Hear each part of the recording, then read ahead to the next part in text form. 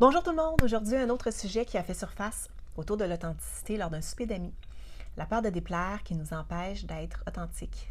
Dans mon livre Oser être vrai dans un monde faux, je présente les 3 grandes stratégies qui freinent notre authenticité. La première, le conformisme. C'est une stratégie que nous avons mise en place en lien avec notre éducation, avec notre histoire de vie, qui fait que l'on obtient un sens d'estime de soi et de sécurité en nous conformant aux attentes d'autrui, au lieu d'agir à partir de ce que nous avons en tête et de ce que nous voulons. Une des peurs sous-jacentes à cette stratégie, la peur de déplaire. Est-ce que vous vous reconnaissez dans ces comportements? Donc, dire oui quand en fait vous voulez dire non. Formuler vos paroles de sorte que les autres n'aient pas de forte réponse émotionnelle. Être excessivement généreux. Être bien disposé à tout moment. Être excessivement sympathique. Ou céder généralement aux souhaits d'autrui. Si oui, vous utilisez probablement au quotidien cette stratégie de conformisme. Il n'y a pas que des points négatifs avec cette stratégie de conformisme, il y a aussi des cadeaux. Les gens qui utilisent cette stratégie, nous avons souvent des habiletés à reconnaître les besoins d'autrui, à répondre, à ressentir les émotions d'autrui. Nous sommes faciles à vivre, nous servons autrui. Mais il y a évidemment des limitations. Nous pouvons être non assertifs, passifs, agir principalement de manière à nous intégrer, céder aux besoins d'autrui, renier nos propres aspirations, rechercher fréquemment les conseils et les directives d'une autre personne avant de prendre une décision, ignorer notre propre vision et ce qu'on souhaite pour nous, pour notre travail, pour notre vie, retenir l'expression de notre créativité, difficulté à exprimer notre désaccord de façon directe. Donc, cette stratégie de conformisme est directement liée à une difficulté à être authentique, c'est-à-dire à la poursuite de notre propre vision et la réponse de nos propres besoins. C'est possible que cela se joue différemment ou pour différentes raisons d'une relation à l'autre. Alors, observez dans quel genre de dynamique êtes-vous avec les personnes en question avec qui vous avez cette peur de déplaire. Moi et mon chum, par exemple, nous sommes 2 personnes qui aimons plaire. Ça peut nous amener à utiliser cette stratégie et parfois à prendre beaucoup de temps pour prendre une décision qui devrait, à la base, être toute simple. Allô, mon amour? Dans une autre relation, parfois, c'est quelqu'un d'autre qui s'affirme et moi qui me suradapte ou vice-versa. Donc, examinez vos dynamiques relationnelles. La recherche de l'approbation n'est pas malsaine en elle-même. Nous avons tous besoin d'une certaine approbation, mais elle constitue une tendance persistante qui rend l'estime de soi dépendante d'autrui. Et il y a peut-être une part de vous qui a compris de son environnement jadis que vous deviez plaire pour être aimé en sécurité, pour nourrir votre estime de soi, parce que vous avez appris que quand vous plaisez, c'était payant pour vous. Examinez cela, mais cette croyance est fausse. C'est faux. Vous êtes digne d'être aimé et en sécurité sans avoir à abandonner le pouvoir à autrui et aux circonstances de la vie.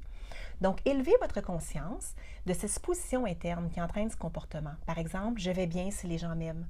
Je suis digne lorsque les autres m'approuvent. J'ai besoin de vivre à la hauteur des attentes d'autrui pour réussir. Je peux me sentir en sécurité en soutenant autrui. Et examinez l'ensemble de vos relations et voyez où sont vos peurs. La peur est un frein et à la longue, agir en fonction de ses peurs a des effets néfastes pour nous-mêmes et pour la relation. Mais accepter cette peur, avoir peur de s'affirmer et de déplaire, ce n'est pas être faible, c'est humain. Et lorsque nous tenons à quelqu'un dans une relation, c'est normal d'avoir peur de le perdre ou de le déranger. La clé est dans le comment on va nommer ce que l'on souhaite.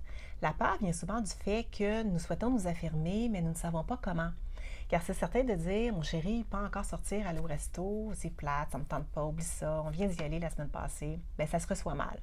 Et ça risque de créer exactement ce qu'on souhaite éviter. Alors, si la peur est un frein, la motivation, c'est notre besoin. Une expression authentique part du besoin. Mais pour connecter à son besoin, il faut se connecter à soi. Alors voici des petits devoirs pour vous. Allez-y mollo, commencez par des petites choses, établir une limite, faire une demande claire, énoncer votre opinion, mais dans un contexte sécuritaire, là où il y a peu de risques, avec des gens de confiance. Exprimez-vous avec clarté autour de votre besoin, en démontrant de l'empathie à l'autre, avec fermeté et bienveillance. Par exemple, je comprends que tu es déçu, mon amour, tu aurais aimé ça aller au resto ce soir, sortir, mais je fais le choix de me reposer. Donc, nommez et acceptez que ça dérange. Et faites confiance à l'autre dans sa capacité à accepter votre choix et à gérer son propre état émotionnel. Et soyez prêts à négocier, à offrir une alternative. Qu'en dis-tu si nous réservons une gardienne pour samedi prochain? On pourrait s'offrir une sortie à ce moment-là. Je serais plus reposée de ma semaine. Vivre des relations authentiques, ça ne se fait pas par magie, ça se travaille en complicité avec l'autre. Une de mes suggestions serait pour vous, si c'est possible, d'abord de nommer à l'autre ce que vous souhaitez travailler autour de votre affirmation. Nommez votre peur de déplaire et soyez complices ensemble dans cet effort de développement. Se permettre à soi de s'affirmer et être authentique, c'est aussi de permettre à l'autre de faire de même. Donc, ça nous permet ensemble de créer cet espace où il est possible d'être vrai.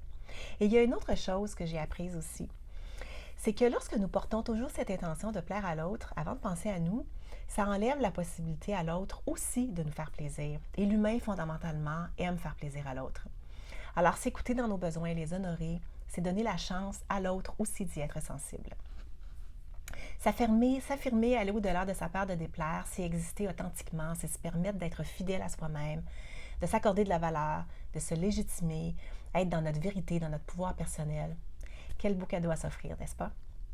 Alors à la prochaine et bonne pratique!